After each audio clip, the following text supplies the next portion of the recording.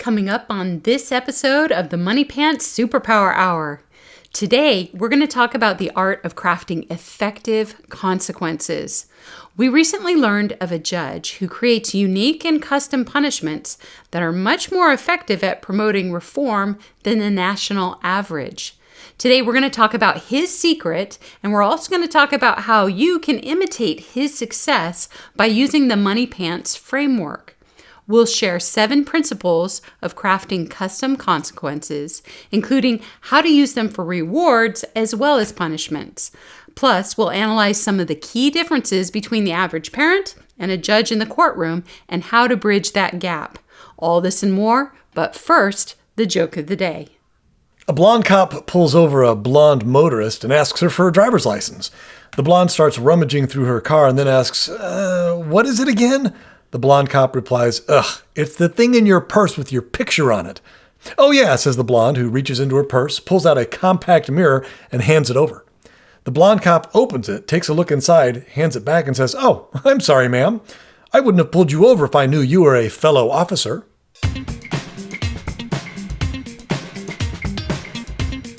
Hello, everybody, and thank you for tuning in to another episode of the Moneypants Superpower Hour. We're your hosts, Hannah and Fontaine Judd, and we are the proud parents of 8 sons and 7 daughters, ranging in age from newborn to college student.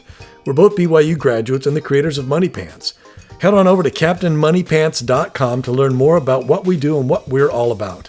We believe every person on this planet has been given at least one superpower to help them accomplish their unique mission in life. But the only way to unlock those superpowers is through work ethic. That's when greatness happens.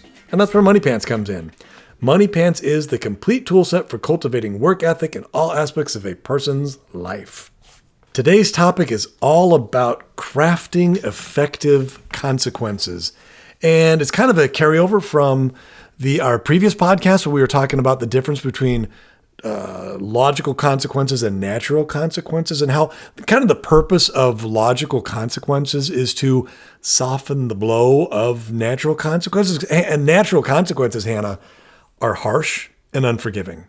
You drive your car too fast around a corner and inertia, gravity, and momentum will kick in and you'll end up at the bottom of the cliff. And your car's damaged, your legs are broken, you're in the hospital, and you don't get to play football anymore. Like, those are the natural consequences of going too fast. But the logical consequences would kind of prevent that by saying, hey, Johnny, I noticed you were speeding in my car again.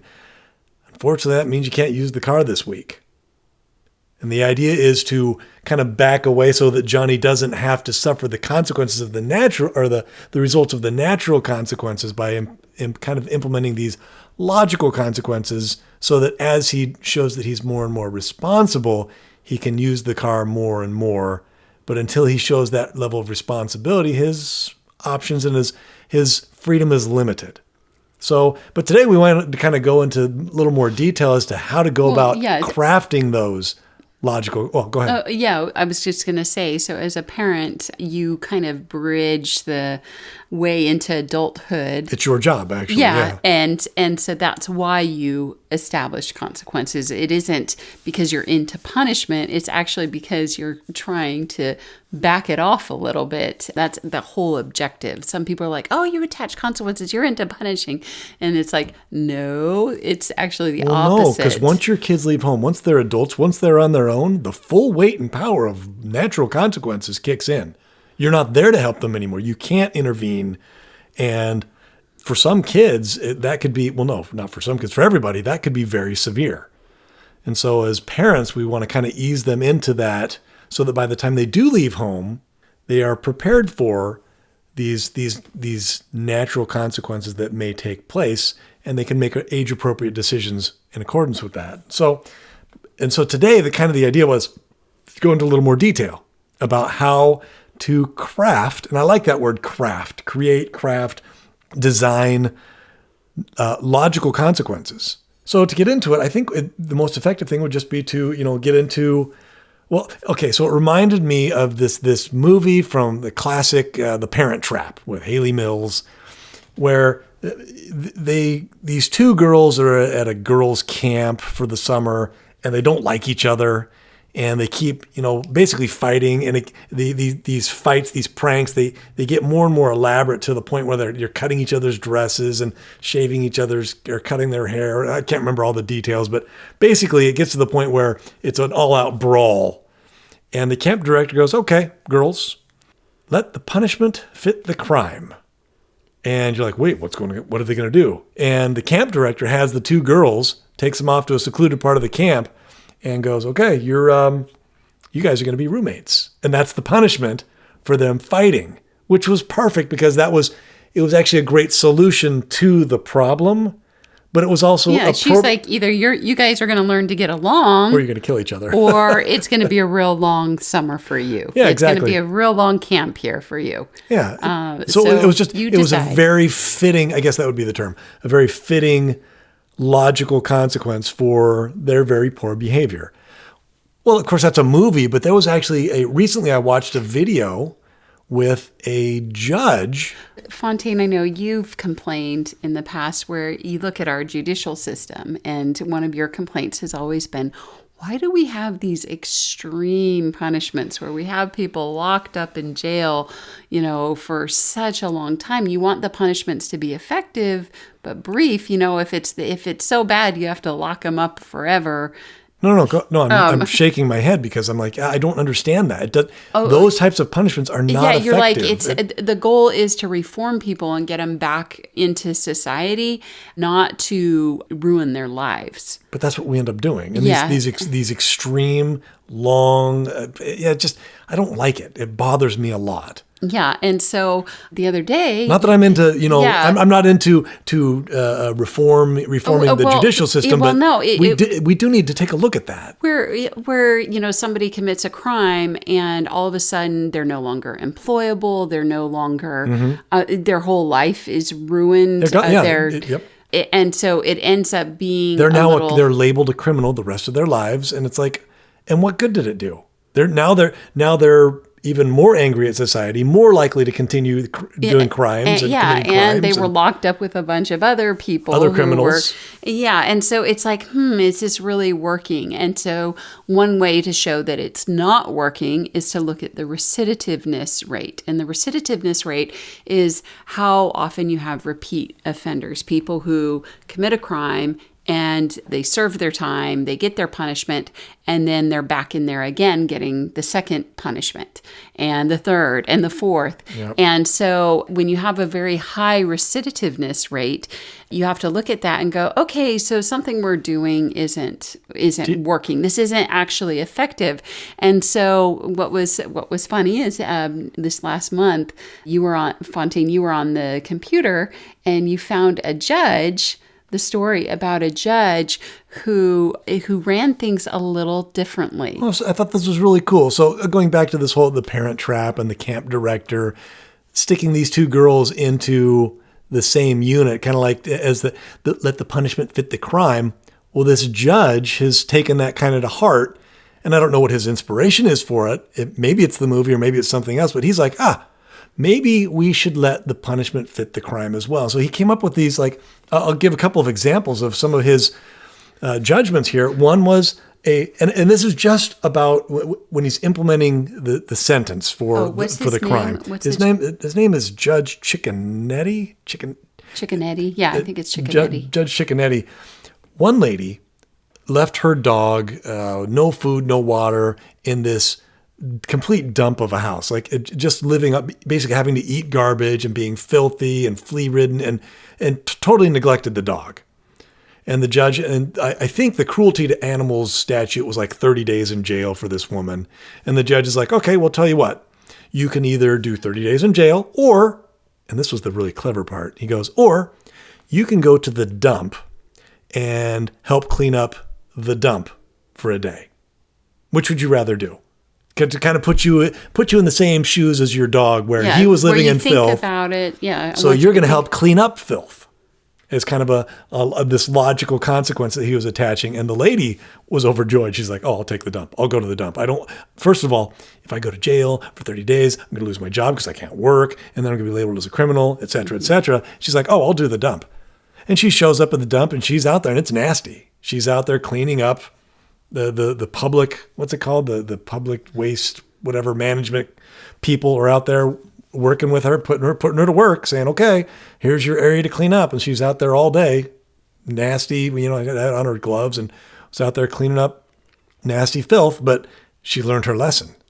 Another example from this judge was a guy stole a bike, just a stupid mistake, and got convicted of it. And the judge is sentencing him, and he's like, okay, well, you can do 60 days in jail for theft, or you can ride this very bike that you stole on behalf of a local charity in the local parade. And the kid who stole the bike is like, oh, I'll do the charity. And the owner of the bike who had been stolen from is like, oh, that's a great idea. So the judge had turned something really negative and used it to be a positive thing for this young man and for the community. Yeah, and he was like, the kid's commentary as he was doing it, he's like, it made me realize I could be doing something better for my community, that I could be contributing in ways that I can do better than this. It was brilliant. Rather than taking from the community, he was literally giving back to the community. And that's kind of the brilliance of the judge's sentence here. And then the third example was there was a girl who took a cab ride and then stiffed the cab driver, refused to pay, and ran away or whatever. And she got caught and convicted. And the judge is like, okay, it's 30 days in jail. Or what would you have done if you couldn't take a cab? And the girl's like, oh, I probably would have just walked. And the judge goes, okay, well, that's going to be your punishment. You're going to have to walk 30 miles. Either you go to jail for 30 days or you walk 30 miles. And the girl's like, oh, I'll walk 30 miles, no problem. It was neat because here she was using a cab to avoid having to walk, but then abused that privilege. And then so the judge is like, oh, well, here's an appropriate consequence. Here's a great logical consequence. Let's remind you what it feels like to walk, and to walk everywhere for 30 miles. And the interesting thing about each one of these stories is all three of the people, the lady who abused her dog, the guy who stole the bike, and the girl who stiffed the cab driver, all three of them were extremely grateful for not having to go to jail. They all liked that punishment rather than they liked their unique punishments way more than the prescribed punishment by the law. It was very interesting to me where none of them were upset about it. As a matter of fact, it was cool because then they were looking at this program I was watching. They looked at as you were talking about, Hannah, the recidivism rate. The national rate for repeat offenders is 75%, meaning for every 4 criminals that get convicted and put into jail or whatever, 3 of them are going to go back and commit another crime. 3 out of 4 criminals, or 3 out of 4 people are going to go back and repeat a criminal offense. But with this judge, his repeat offender rate is 10%. So the national average is 75. Judge Ticcanetti is 10%. So clearly what he's doing is very effective. And it's basically the idea is customizing consequences. Yeah, customizing punishments. Giving them just enough of a consequence to help them think about it again in the future, or make them think twice before doing well, obviously it's working. He cut the recidivism rate down by 65%. That's significant. So we kind of brainstormed a little bit and came up with it's not a complete list, but here are 7 principles for crafting effective consequences. And here they are. The idea that one size doesn't fit all. Number 2, this applies for positive as well as negative consequences. Number 3, let the consequences match the behavior. Number 4, be kind or merciful, no cruel or unusual punishments. Number 5, these things need to be mutually agreed upon or mutually respectful. Number 6, typically they need to be short, and we're talking hours or minutes, minutes and hours, not days or weeks. And number 7, the end goal, and this is, I guess we need to keep this in mind over everything, is the end goal is to encourage healthy behavior and habits. Because at the end of the day, that's what makes people happy. That's what gives people confidence, is making those choices and making correct choices based off of what they know. So let's just break that down a little bit, Hannah. Number 1, The first principle we had for crafting effective consequences was one size does not fit all. The idea is, and I think that's part of the problem with our current legal system is there's basically a generic prescription. If you do this, you get 3 days in jail. If you do that, you get 5 days in jail. If you do this, it's an $80 fine. If you do this, it's a $100 fine. But because it's so generic, like part of the problem is, oh, well, if I'm extremely poor and I get a $100 fine, that's devastating. But if I'm rich and I get a $100 fine, yeah, who cares? It would be a lot more effective if the punishments were, how would you put, not age appropriate, but maybe situation appropriate. So, and judges have that leeway as demonstrated by Judge Cicconetti, where they can, but it takes a little bit more work and thought to craft something. But the end result is great. Yeah, but it's a more effective to look at that person and their situation, and is that really a good idea to do something that's going to make it so then they're also out of a job? And the punishment is actually worse than the crime. Yeah. A lot of times where you're basically, for some of these people who've done something bad, maybe they stole a car and they crashed it, or maybe they hurt somebody along the way. That's a horrible crime, right? Somebody steals a car, evades the police, accidentally runs into somebody and breaks their leg. And that's a bad thing. And that person ends up doing, 7 years in jail or prison, and they come out, their life is essentially over. They're a felon. They've lost 7 years of their life. They're not reformed.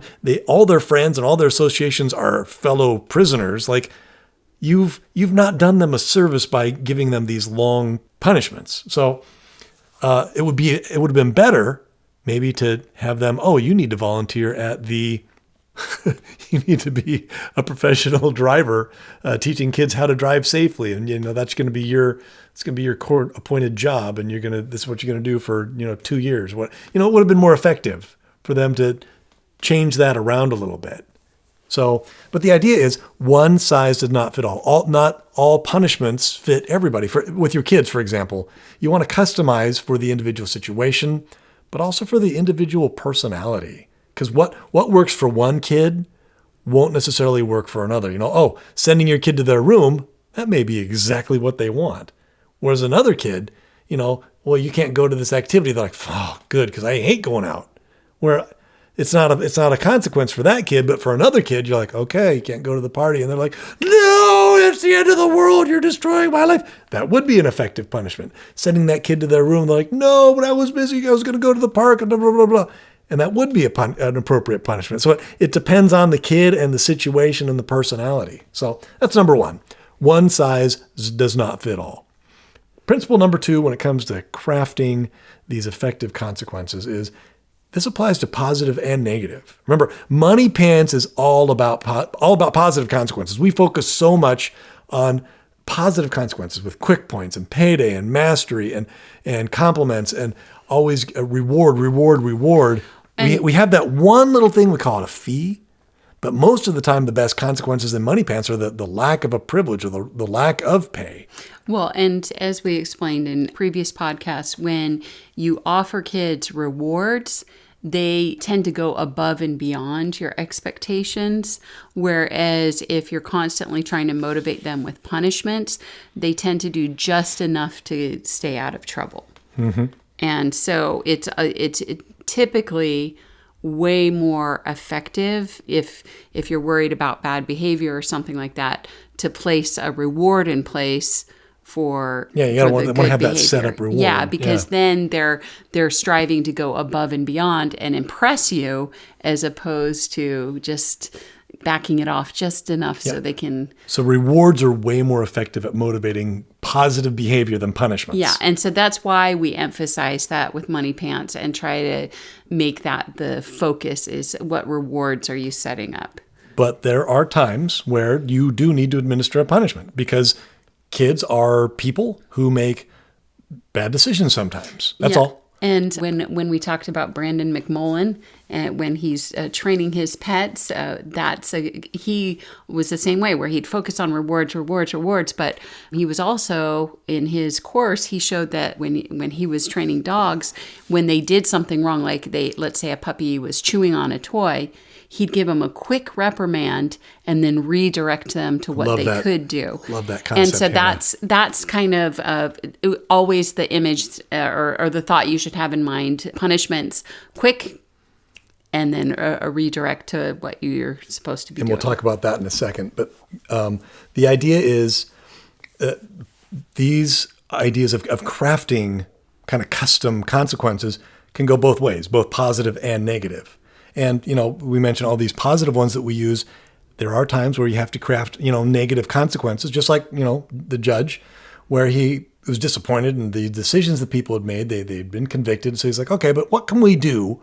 What sort of thing can we craft for you? And that's going to be a negative thing.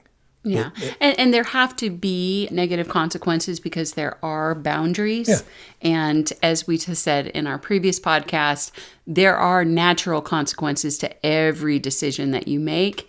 And unfortunately, the negative natural consequences tend to be very harsh and sometimes very permanent. And so by you crafting negative consequences, it creates that a boundary, and it also protects from the actual natural consequences. And so that's why you do that as a parent. That's why you have things like that in place. And just real quick, some examples of negative consequences would be, as we mentioned, a loss of privileges, or a spanking, or taking a toy away, or collecting a monetary fee, or something like that. Those are examples of negatives. Okay.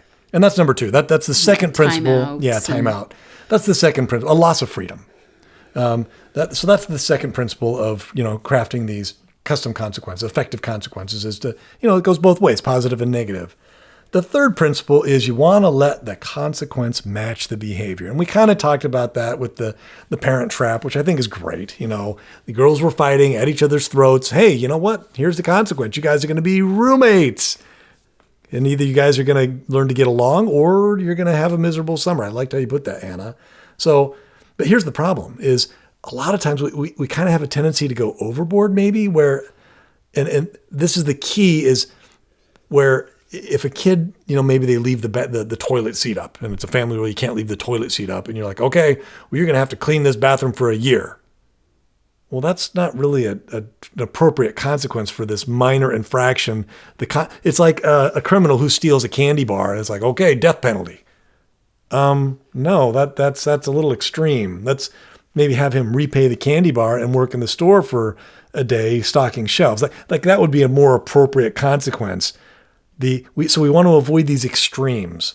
Or speaking of stealing, another example of, a kid steals, this is extreme, where a kid steals $1 from their siblings and they have to pay them back 100. Well, that's kind of extreme. That just engenders this resentment of whoever's in authority and administering these consequences. I think a better example would be, I heard this story a long time ago, where a mom had 3 or 4 kids, and she sent them all out to go pick blueberries because she was going to make blueberry pie for each one of them. They were going to each have their own blueberry pie.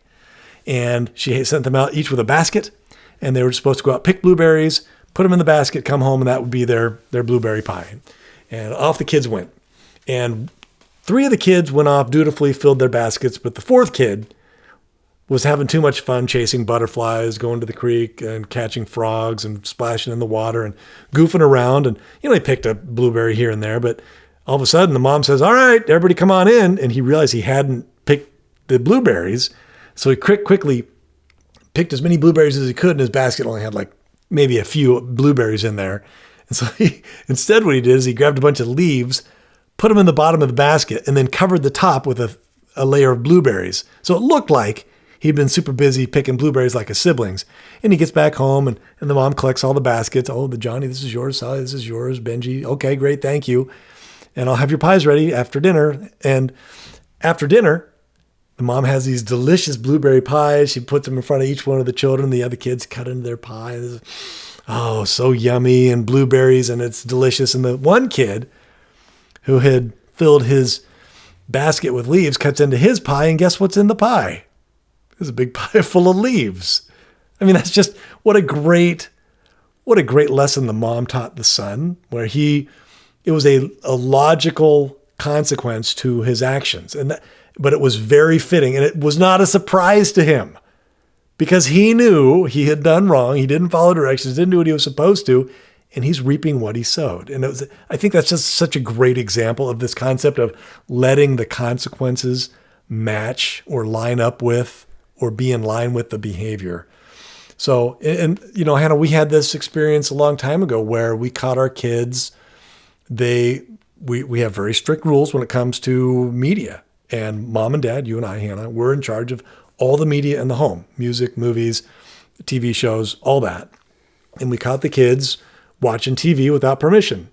Yeah, they were waking up early, like at 6 in the It's morning, really sneaky. turning on the TV and so watching cartoons and movies. And I will admit, Hannah, I was tempted to smash the TV, but I didn't. Cooler heads prevailed, and I went, oh, okay, you guys are going to watch TV without permission? No TV for 2 weeks. And I took the TV, and it was a huge TV, and I turned it around because, the kids couldn't move it. They were all young. And I turned the TV around. It faced the wall, and that solved the problem, which is a very appropriate consequence for the actions. I didn't say, I didn't take the TV and throw it out the window. I just said, oh, nope, we'll just turn it around and no TV for 2 weeks. Like that was the idea. Now, the only funny thing about that was after the 2 weeks, I'm like, oh, I actually wish we didn't have a TV because it was glorious. It was actually pretty nice. It's a good experiment to do. Turn the TV around in your home for 2 weeks. Okay, so that's number 3. Let the consequence match the behavior. Number 4, the fourth principle is you got to remember to keep it kind and merciful. And so this specifically excludes any cruel or unusual punishments. No cruel or unusual punishments. And so the reason we bring this up is because one time my husband and I, when we were younger parents, we listened to a parenting course where the person was talking about creating consequences. And they were talking about this concept of making the punishment fit the crime. Mm-hmm. Only the punishments were kind of extreme and over the top. It was funny to listen to. It was humorous, but it was... Well, no, you were listening going, oh, that's a great idea. Yeah, I'm like, that'll teach them. Yeah, that'll teach them. So it's suggesting things like, hey, if your kids leave their clothes out all the time and instead of nagging the kids, just go nail gun them to the floor. The clothes, not the kids. Sorry. Let's be clear here. The clothes to the floor, and as they they'll be prying up their clothes and for hours, and that'll teach them. That'll teach them the lesson. You better pick your clothes up off the floor, or I'll nail gun them down there. Yeah, if your kids don't make the bed, go take their mattress and store it up in the garage, and that'll teach them, hey, you better make your bed, or you're going to lose your mattress. But in that same vein, it's like the idea of, if a kid doesn't change the diaper, maybe they have an assignment to change their younger sibling's diaper and they don't do it. You take that diaper and you make that kid wear it on their head. It's like, you've kind of gone You've kind of crossed a line. Or, if a kid doesn't sweep the floor, you make them lick the floor clean, where it's like, the punishment is related, but it's not kind. And it's kind of missing the point, and it's a little extreme. So we noticed that Judge Ticcanetti, when he would choose the consequences for people, he wouldn't do something that was. He always had them do something that was actually reasonable, and that productive. It was productive. And it's something that you could hire somebody to do, mm-hmm. Basically. It wasn't something that was like an outlandish punishment that would actually cause them any harm or... Exactly. Yeah, it was something productive. And that's the thing is this other person who was making these types of, I would say, kind of extreme suggestions, it actually kind of seemed vindictive or spiteful, like, I'm mad at you, so I'm going to punish you. And it ended up, humiliate. Humiliate you. Yeah, exactly. Where instead it was, and it engendered a power struggle. And sometimes it was even harmful. You'd ruin the kid's clothes, or you'd I don't know. or you could make them sick by making them lick the floor or what. It just wasn't okay. And of course it engenders resentment. So we want to kind of avoid those things and also we want to avoid these long punishments like grounding for 3 months. It's like, what's the point of that? Where we're all about behavior modification, not punishment. Yeah, it's about, you want them to do something that's productive. You want to do basically redirect. Hannah, I love that term. It's a redirect. Nope, don't do this. Do this instead. So, and that kind of leads into the 5th principle, which is these consequences need to be mutually agreed upon. And again, remember, these consequences, when you're crafting these, they can be positive or negative. Either way, though, they should be mutually agreed upon. And when you're doing these positive consequences, these are the things, when you get your kids' input on this, and you say, okay, if you do this, and we use the accordion example. Okay, well, in our family, everybody learns the accordion. And the kid hates the accordion because everybody hates the accordion, but it's a family tradition. And when you're like, okay, well, grandma, great-grandma, in order for you to get the inheritance, you got to learn the accordion. So here you go. If you get to level 5 with Miss Studemeister on your accordion lessons, what would that be worth to you? And the kid's like, I want an all-expense-paid trip to go to Disneyland. And you're like, okay, that's it. That's what we're going to do. And so you learn what your kids, like we call them hot buttons, where when you're setting up these rewards, you find out what your kids really want. Yeah, what's actually important to them, because that, if they're trying to work on something or accomplish something, you want to make sure that you're communicating with them and taking the time to find out, well, what's actually a meaningful reward to you? Because otherwise, we found that when we're crafting rewards, what's a reward to one person could be a punishment to someone else. For example, if I say, I'll let you go shopping, some of my kids would say, oh, really? I would love to go shopping. And others would go, I don't have time for that. I hate shopping. That's actually not a reward for me. That's like drudgery for me. Yeah. So with setting up that reward for that person, you don't actually understand that person. So that's with the talking with your kids about the rewards, it's important to understand them and actually what's a reward for them. Yep. And it's not going to be the same as for your next child. And we'll touch on that more here in a minute. But the idea is for punishments and rewards to be mutually agreed upon. And the reason why is because you'll have a much higher chance of success of not damaging the relationship. Where when the child has agreed to, okay, yeah, I did such and such, I'm going to go sweep the porch, or I'm going to clean a wall, or I'm going to scrub the floor. Okay, I accept that that's what we already talked about this. And all of a sudden it's no longer mom and dad are these horrible taskmasters, punishing children all the time. It's the kids are like, yeah, I messed up, and that's a fair consequence. So this idea of it's almost like a sense of mutual respect of mom and dad. Unfortunately, hey, little Johnny, you broke this rule. You smashed all the eggs, so you got to clean the fridge. And Johnny goes, yeah, that's fair. The idea is, and another clever idea is, if you're short on ideas, maybe ask the kid what they think the consequence should be, what the punishment should be. And that's number 5, is to just make sure that there's this mutual respect and that the consequences and the punishments and the rewards are mutually agreed upon, because they're way more effective that way. Principle number 6 for crafting these effective consequences is to keep the punishments short. And we touched on this already, but Hannah, punishments should be 5 to 10 minutes, not days or hours like that. Because and I remember when I was a kid, I did something wrong, I think, and I had to sit on the couch for 3 days. That was my punishment. To this day, I have no idea what I did wrong. And I don't even think I don't remember even knowing what I did wrong at the time, let alone 2 days into it, where I was like, oh, I guess I'm just on the couch. And I remember thinking, why am I here? And what's the problem? And my parental units are kind of jerks. That was the mentality I had, because the punishment was way too long for whatever it was, whatever infraction they seemed to have come up with. Interestingly, I asked my father years later about that experience why I had to sit on the couch for 3 days? You know what his response was? I don't remember. After three days, he actually admitted that he couldn't remember why we were on the couch.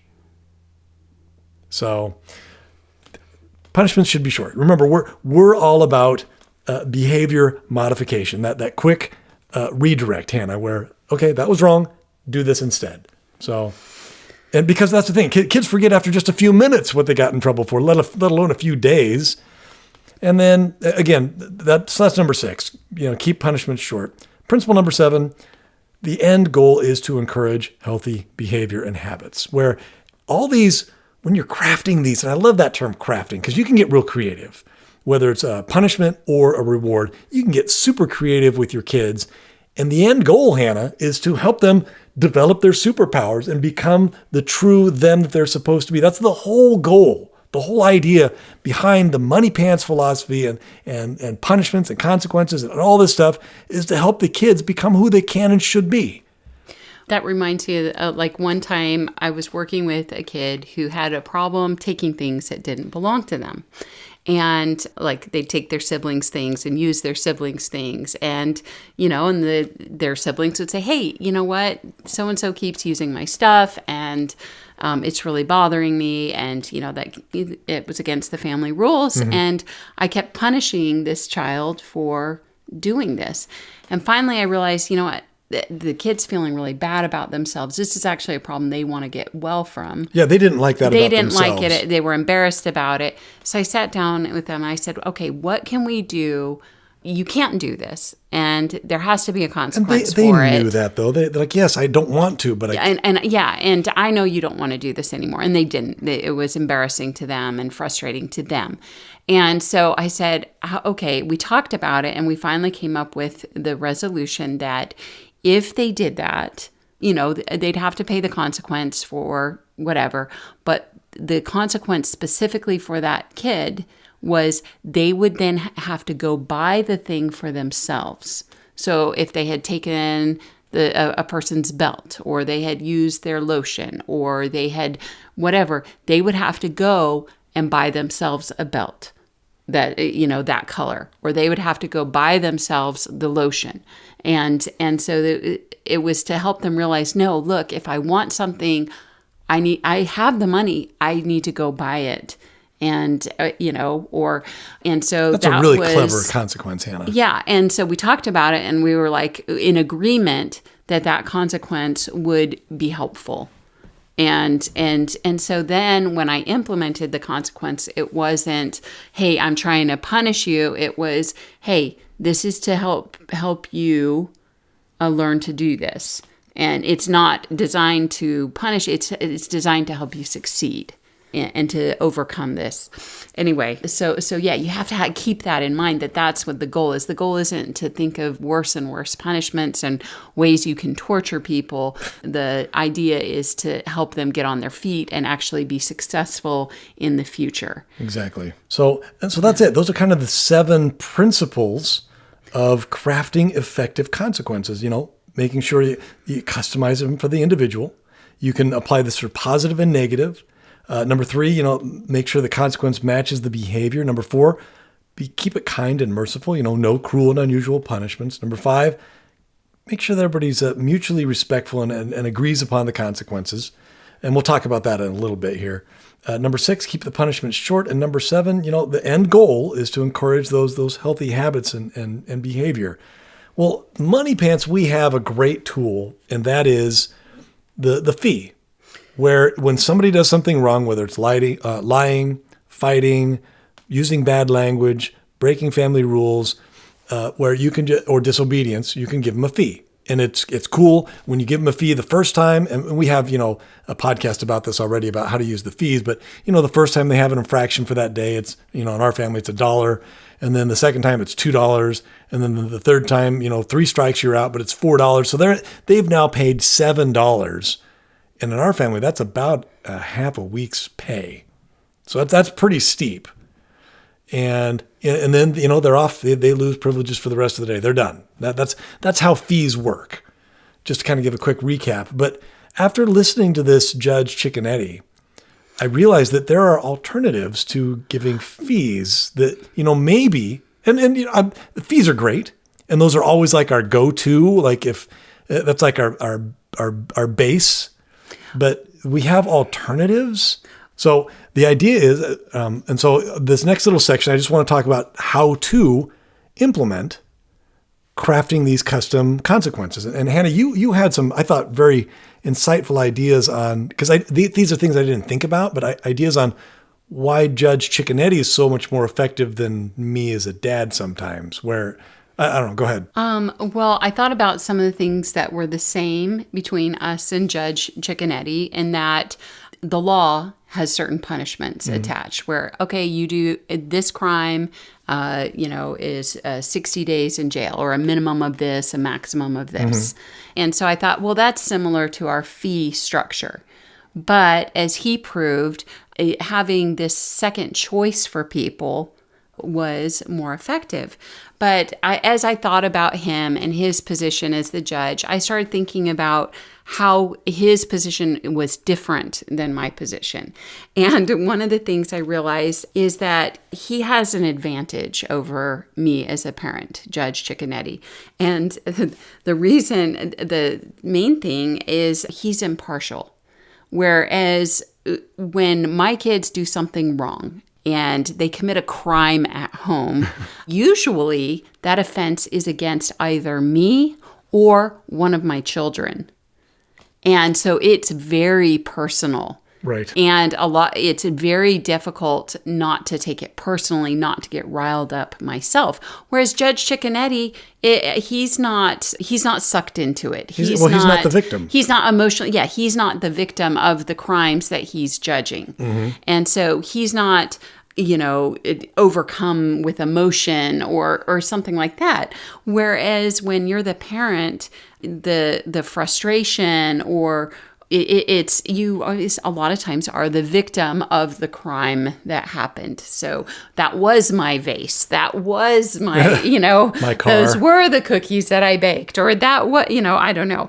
So he's impartial. But also, when my kids do something wrong, sometimes I'm seeing red. Right. And I'm so emotionally upset.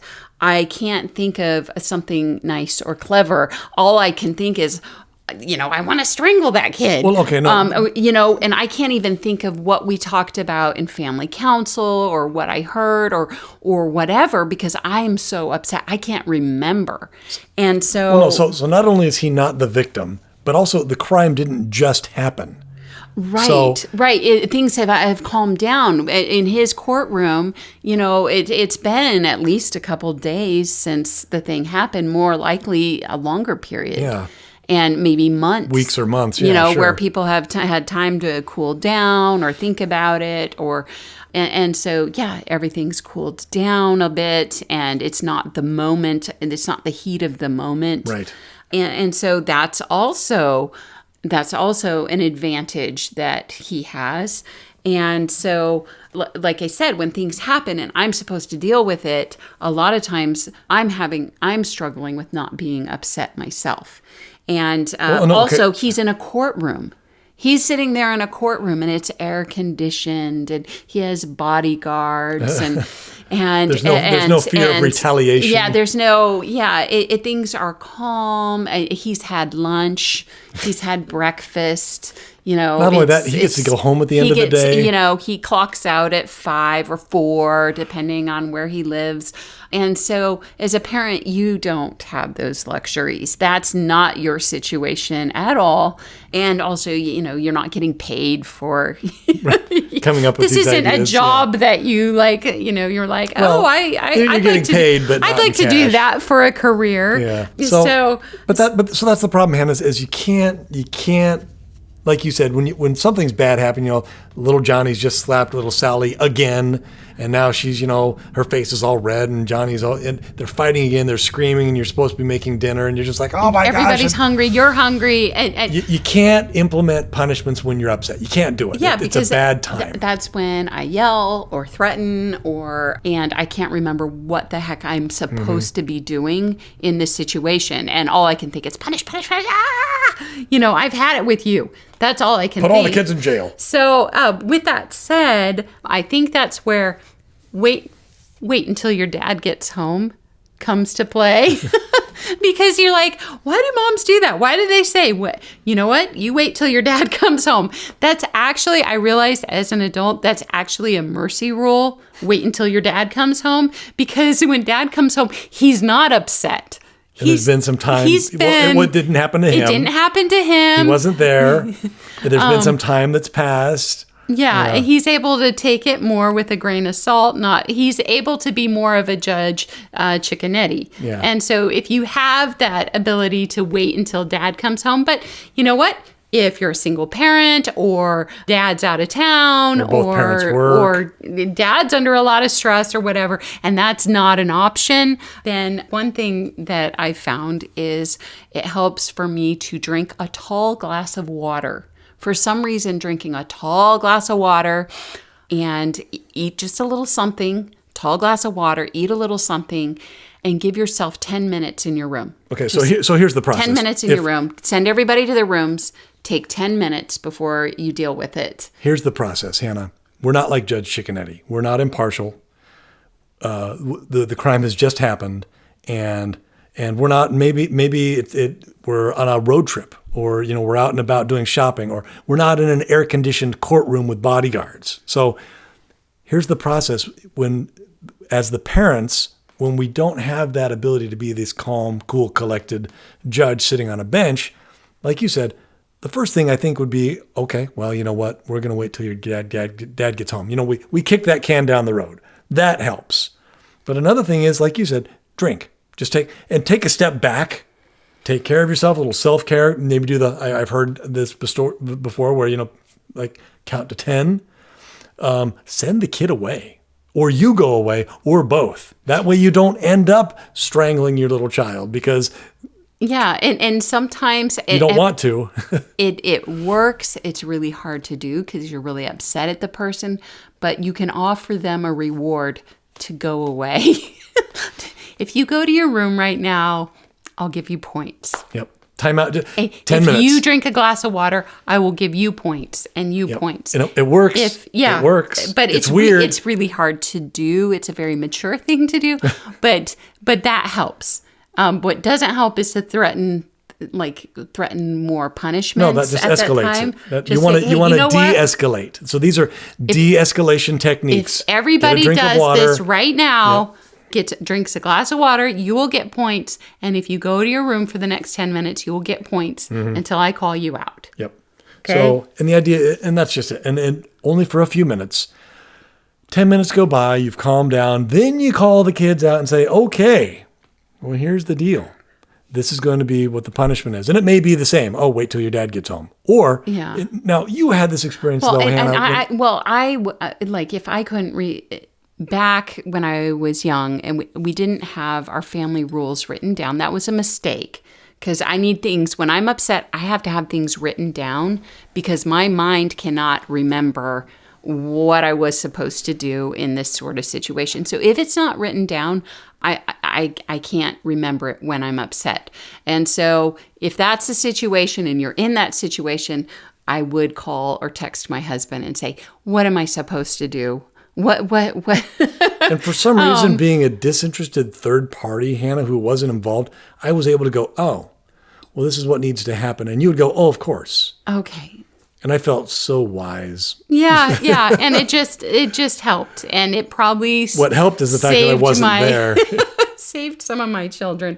So anyway, so yeah. And if maybe call your mother. Someone like that, just say someone who's not involved. Yeah, but who you can trust like that. Anyway, but the next thing I was thinking about was with this whole concept of that Judge Chickanetti presented, where he offered them alternatives. Well, I thought of how I was raised. If I fought or teased and was causing trouble for my mom and was disobedient, we had it in our family rules that certain offenses were a 15-minute timeout, you sat against the wall for 15 minutes. And my mom would set a timer and you would sit for 15 minutes. And if it was a really bad offense, it was 30 minutes. And that was the maximum offense. And you would have to sit against the wall for that time period. If you moved from the wall, 15 minutes would be added to your time. And so the nice thing about that is it quieted everything down. And so it actually helped my mom because when people were sitting against the wall quietly, it helped her calm down as well. And it certainly gave you time to think about things. And it was really boring. It was very torturous. Well, no, for a 6-year-old, that's an eternity. Yeah. And I feel like I spent a lot of time sitting against the wall as a child. So, and you'd be like braiding the carpet hairs and, chipping the paint off of the floorboards with your fingernails. And I don't know. So as an adult, I thought, well, hey, you know what? Instead of having them sit against the wall, what if I had them clean the wall? Because I started, I did that once. I had the kids against the wall and it got me looking at the wall and how dirty the wall was. And I thought, it was so boring sitting there against the wall. Maybe it would be better to have them do something productive like clean the wall. Right. And so for a while I did that and I really liked it because for once in my life, the walls in my house were clean. And so I wasn't like so upset when the kids were fighting. I'm like, okay, what wall? That wall needs to be clean. And it was kind of like, okay, you get to clean that wall. Ooh, that door needs to be wiped down. And so it helped me calm down even more because I'm like, not only are they quietly working, but it's actually making the house look more beautiful. And I liked that. But I, of course, had a child who was like, no, I'm not going to do that. So they've already gotten in trouble. They've already gotten in trouble, already pushed my buttons. And they're refusing to participate in the punishment for the trouble that he got into before. Yeah. And here's the deal. You can't make people do things. You can't. You can't force somebody to do things. And so what I realized as I analyzed Judge Cicchinetti's success is he had a backup. He had the law of, you're going to jail for 2 months. Well, with Moneypants, our jail is the fee. And so what we found... It's a predetermined... It's a predetermined... punishment. It's a predetermined... Everybody knows what it punishment. Is. Everybody knows what it is. Everybody knows what it is. And so in our family, if you get even one fee during the week, not only does it cost you money, but you also miss out on movie night, Friday night. Or game night. And so... That's a big deal in our family. family. Nobody wants to get a fee. Because it's not just the money, it's also the privilege. Right. And so getting a fee, they definitely, it's like jail time to them. It's the equivalent of jail time. So what we found is what that works better is to do what Judge Cicchinetti says and says, okay, that's disobedience. I already asked you not to touch that or to do that, and you're doing it again. Okay, you have a choice. You can either pay a fee or you can clean this wall. Which do you choose? Can I clean the wall? We're talking like 15 minutes of cleaning or wiping down the wall or $1 and no movie night. It's your choice. And so I found that the wall gets cleaned and they're grateful to clean the wall. Just like Cicchinetti's situation. But I have the backup of the fee. So if they're just like, out of control and they're like, I'm not doing anything. Okay, well, it is going to be a fee and you will be missing movie night. And so I have that as like the backup.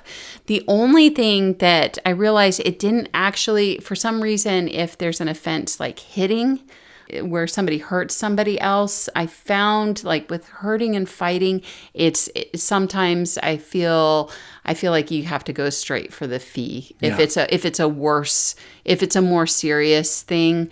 But even so, I started trying this out, and keep in mind this is new. We just heard of Judge Cicchinetti, and so we're trying this out right now. But so far it's been pretty effective. The jury is still out, no pun intended, on how effective it is offering the kids this alternative to a fee. And as you said, Hannah, we've discovered real quick that fighting and hitting that offering an alternative was not effective. Yeah, because it taught the kids that they could get away with fighting and there wouldn't be a fee. So we decided, you know what, for those offenses, it's a fee no matter what. Yeah, because we found that what happened is they started, for some reason, it didn't work well with that. And I don't know why, but it didn't. But for the other things, it's actually been pretty effective. Yeah. And so, well, some things that I have tried, for example, I have one son who gets real emotional, and he's not that old, but he tends to, lose his temper with his siblings. And so this keeps happening. And so I said, okay, look, instead of a fee, I'm going to have you write out the 5 steps for peacemaking. And then when you're done, I'm going to have you recite them to me from your memory. I'm going to quiz you on that. And so, I mean, he wasn't that old, and it took him about a half hour, 45 minutes to write out these 5 steps and the examples that we had posted. But for him, that was a more effective punishment than the fee, because it was redirecting to him to what he should be doing. And that's the whole concept, is do that redirect. I like that. And it should be something constructive. It should be something positive. It should be something of value. Yeah, like we're not about punishing. Yeah. So one thing, somebody was using, my son Falcon had bought himself a bike pump, and some kids in the family were using it without permission. And so instead of a fee, I had them clean his bike and also clean the pump and return it to him in a better condition. Which is, I think that's an appropriate consequence, a great punishment, Hannah. Yeah, and then... well, we knew a lady, too, who her mother, when the kids would fight, she would have their kids write a paper on and fill out. They would have to describe what happened, what they did, so basically a confession, but then what they could have done better. Yeah. What a great idea, where... it had the kids start thinking about, first of all, I'm going to have to write a paper, and all kids hate writing papers.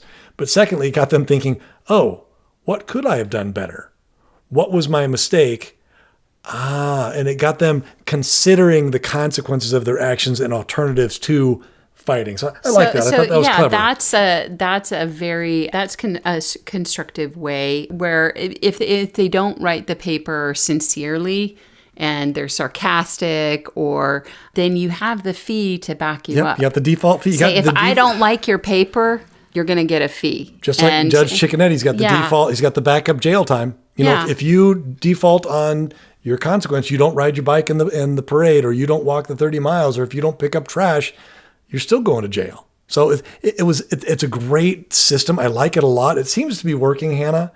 Like I said, only time will tell, but so far I'm really liking having the fees as the base, but then having the option to give maybe a more creative consequence. It's more fitting of whatever the crime was that was committed. Well, and the great thing about having these fees as the backup is the fees are carefully calculated to be worth a certain amount of their income. Right. And so a fee is going to be different from one family to another depending on what your pay rate is. So as you were talking about fines, like in the legal system, when a poor person gets fined X amount, it may be devastating to that person, but if a wealthy person gets fined that amount, it may not mean anything to them. Mm-hmm. So in Moneypants, the fees are progressive fees based off of the income and situation in your family, how many people are in your family and whatnot. So the great thing is that with Moneypants, you have these fees in place, and the fees match the income of your family, but they are limited. And having these fees in place, not only are they effective for your situation, but it also helps prevent you from going to extremes. Oh, right. For example, in your situation where who knows what you did or what happened or why your dad thought putting you on the couch for 3 days, having you sit there for 3 days was a good idea. We don't know. But the thing is if you had a choice between, do you want to pay a fee or sit on the couch for 3 days, you would have picked the fee. Yeah. And so having that option in place of, do you want to do this or do you want to pay the fee? The fee's preset. It's thought of ahead of time. It's very reasonable. But what happens is it makes it so that the alternative thing that you pick out ends up not being extreme. Right. And if it is, they have the fee to go back on. And so it helps you as the parent avoid going to extremes that maybe you'd regret later. And I'm sure we've all done that. We've Exactly. attached some consequence, and later in retrospect, you're like, yeah, Wish I hadn't said that. I wish I hadn't said that. I wish I hadn't done that. Yep. And so having that fee in Moneypants already in place, it makes it so you can do this, and you know that you're not crossing a boundary. Exactly. Because your child has a choice. Do you want to do this or do you want to pay the fee? Mm-hmm. And so you'll know that you haven't crossed a boundary. So if you use Moneypants, this is how it can help you. But I want to and keep you in a place where you want to be. But I want to point out too, though, is that I love the fees, and knowing those fees are like my backup. It helps me, and I don't know why, but it helps me from getting angry. When somebody does something that maybe they left the door open and the chickens got out and they did something in the yard and ruined something, and instead of me getting angry, I can go, oh, that's a bummer. You got to pay a fee. Knowing I have that consequence already in place, and then the kid's like, oh, Dad, can I do something else? I'll be like, well, actually, yes, you can. You can go throughout the yard and you can collect up all the chicken, whatever, and fix this. And all of a sudden, it completely eliminates the need for anger. And I love that. I love that so much. Yeah. And Judge Cicconetti, when they were interviewing him, he was asked, well, how did you come up with this consequence or that? And he's like, well, actually, I came up with it on the spot, or it just came to me right then and there. And I don't always have ideas right there on the spot in that second. But if a kid is being faced with a fee, guess who's going to help you be very motivated to help you think of an acceptable consequence that would be productive. Yes. That child will be more than willing. And you say, hey, you know what? This is a fee. I can't think of something else for you to do. That little Johnny, you just broke my whatever because you were playing with your baseball in the backyard like you weren't supposed to be. I can't think of anything other than to have you, pay for the window and to give you a fee, unless you have another idea. And all of a sudden, little Johnny's brain's going to be spinning. He's like, I could do this for you, or I could do that. I'll do this and this and this and this. And you're like, and they may come up with some good ideas. And you're like, oh, that is a good idea. Yeah. Okay, let's do that. And you can say no to their ideas. You're like, nah, that's not. Yeah, because they could get sneaky and be like. Because I've had kids, even in family council, where we're deciding on consequences or something like that. You'll have maybe an older kid saying to the younger kids, hey, guys, make the consequences very easy because you don't want to actually have to do that. Yeah. And so all of a sudden they're attaching rewards to bad behavior, and you're like, if you leave your dishes out, you get an ice cream. Nope, doesn't work that way. So you have the option of saying, nope, I don't think that's a good idea. Give me another one. Give me another one. So these are kind of some of the ways to how to implement. Just you got to make sure the first thing is when you're upset, you got to calm down. So that means, whether you going away, kids going away, timeout, whatever it may be. Or your dad's going to have to deal with this, or your mom's going to have to deal with this. I'm too upset right now. That's step one. And even admitting that you're too upset to deal with it is actually helpful. Say, I'm actually too angry right now to deal with that. Say those words out loud. I feel too upset right now. Yep. And it actually helps to say those words out loud. Yeah, it's what we teach the kids to do, to say how they're feeling. To express themselves. And there's nothing wrong with that. So that's step one. Don't implement anything when you're upset. Then step number 2, the default should be a fee. But if you have inspiration or an idea, say, you know what? I can give you a fee, or I really need these walls cleaned, or you know what? The kitchen hasn't been mopped forever. Or, boy, I sure would like all the baseboards clean because they're getting kind of grungy. Or, oh man, it's been forever since we've deep cleaned the cabinets. Like, whatever these tasks that you need done, give the kid the option. Boy, is that effective. That works so well. Johnny, you know what? You were teasing your brother again. You interrupted my class with little Sally here. Okay, you either give me a fee or I'm going to put you to work cleaning the cabinets. And it's uncanny, Hannah. It amazes me. The kids are way more willing to do pretty much any chore than to pay a fee. Yeah. Well, and one thing, like if there was meanness between siblings or there was an offense between one sibling and another, one thing I'll say is, oh, well, what's something that you could do for that person? So I had one daughter who her job was to milk the cow, and the other daughter had done something that wasn't very nice. I don't remember what it was. And she said, hey, how about I go out and help her milk the cows? And clean up and all that. Yeah. And so she did that. And in the process, they became friends again. That's kind of cool. So it was cool because but she had to think in her mind, what could I do to show my sister that I'm sorry and that I love her. And the neat thing is she had every motivation to do so. And her little brain was spinning going, okay, what would be an appropriate consequence that mom and dad would go for that would get me out of a fee? That would show my sister that I was, I'm sorry for what I did or said. So getting I guess that's step number 3. If you can't think of anything, go to the kids.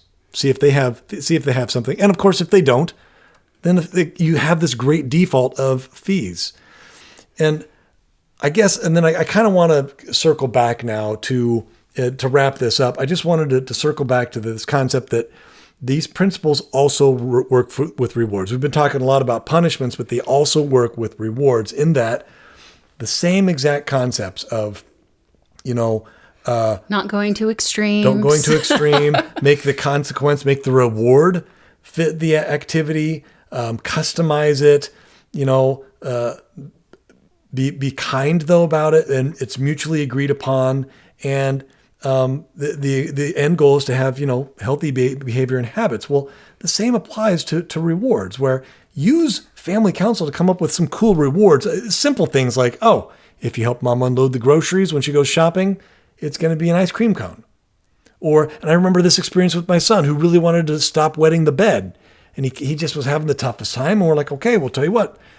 We jumped online, looked at some stuff, and we came across a really cool remote control tank that fired these little bullets. And he's like, oh, and he got all sorts of excited about that. We're like, okay, tell you what, we'll buy that. We're going to set it here. That'll be your reward for, I think it was 6 weeks. He had to go 6 weeks with a dry bed. Well, it was cheaper than cleaning the bedding and cheaper replacing than the mattress. and cheaper than diapers. So. And it was amazing. I think he only messed up once or twice. It was unbelievable. But the reward matched the behavior. And then, of course, we've talked about this where my one son earned his Eagle Scout, which was a multi-year process. And, that cost him a lot of money. Yep. It cost him a lot of money because he had to pay for But he earned a really cool car in the process. Yeah. So the reward definitely matched the behavior. And all along, we're encouraging good behavior anyway. So, but this works, I want to point out though, Hannah, this works so well. This works really well for mastery, where,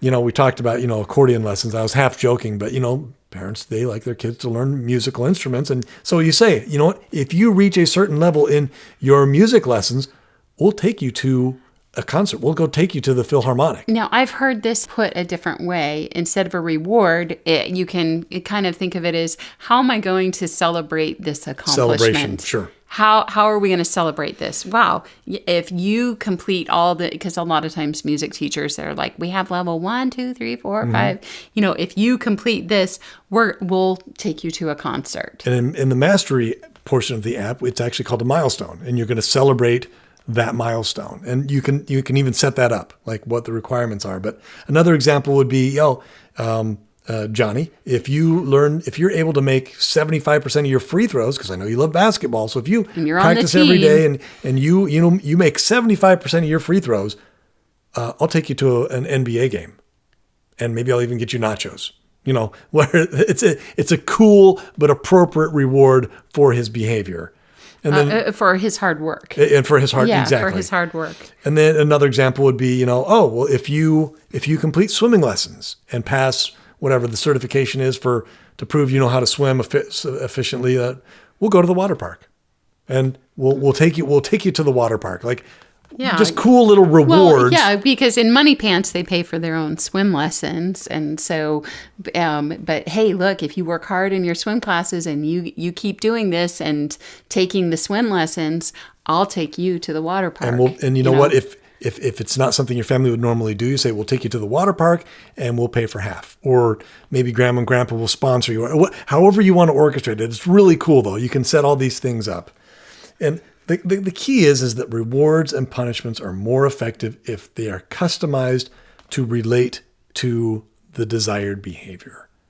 And so that's kind of it. Those are all of our thoughts when it comes to crafting these effective consequences. The principles of making one size does not fit all, but it applies to positive and negative consequences. Let the consequences match the behavior. Number 4 principle is, be kind and merciful, no cruel and unusual punishments. Principle number 5, make sure that it's mutually agreed upon. There's mutual respect. Number 6, keep them short. Keep the punishments short, minutes or hours, not days or weeks. And principle number 7, again, the end goal is to encourage healthy behavior and habits, because that's what we're all about. As parents, that's what we're all about. That's what Moneypants is all about. As people, that's what we're all about. And that's it. That's all we have to say for today. If you like what you hear in this podcast, please tell your friends. They may want to listen too. And if you have a suggestion for a future podcast, go to our website under support and click contact us. Send us an email. We'll get right on it. And that's it for today. Enjoy once again our mystery guest composition of the Moneypants theme song. We'll see you next time.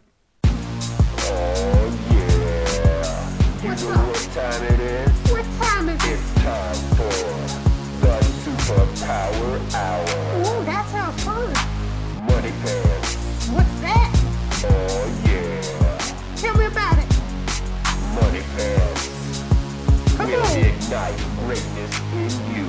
In me? Unlock your superpowers. Ooh, I have superpowers? Moneypants. How do I do that? Cash. Ooh, I like that. Money. Ooh, even better. Tell me more. Yeah, that's what I'm talking about now. Talk about cash. What?